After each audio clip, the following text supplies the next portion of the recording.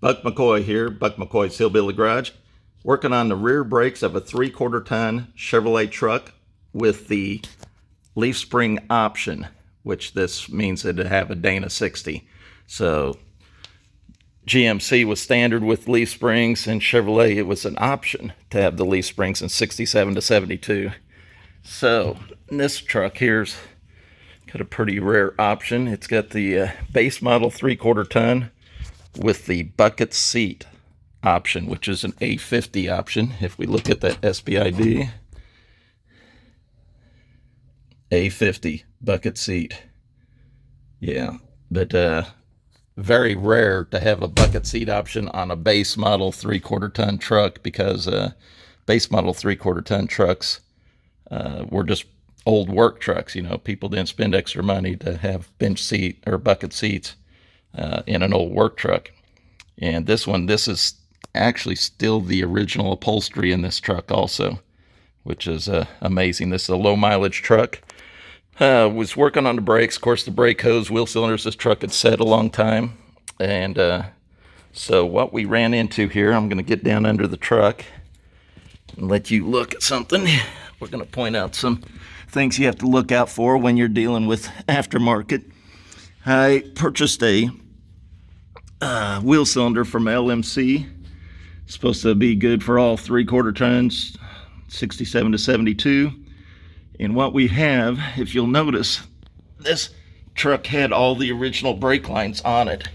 If you can see the spiral spring wound brake lines going up into the, there you can see it goes up into the wheel cylinder.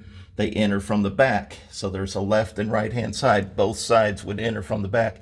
Now on this other side, I had to put a new, of course I replaced the brake hose and T, and then I put a new brake line because it was bad on this side over here, which it still had the original brake line before I replaced it.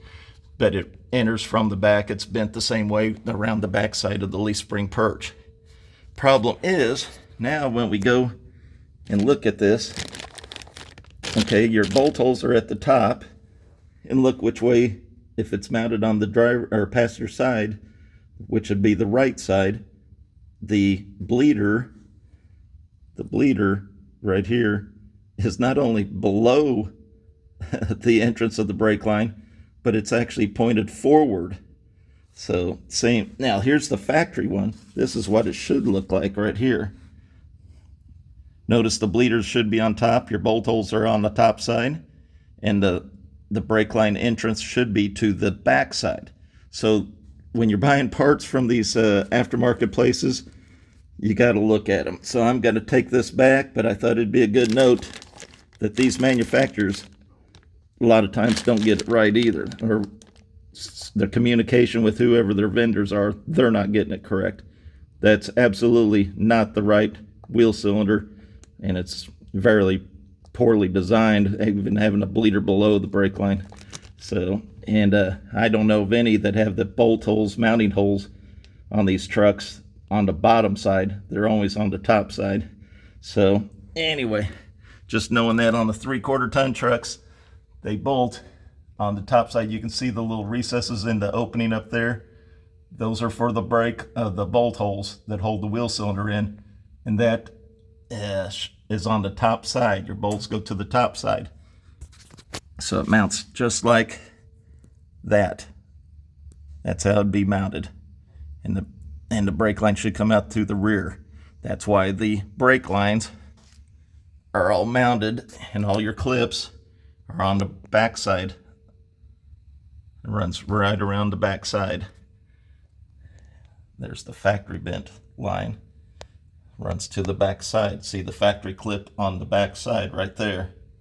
So just note, when you're ordering, if you're ordering any wheel cylinders from LMC or some of these aftermarket places, be sure to check your wheel cylinders before you take them home.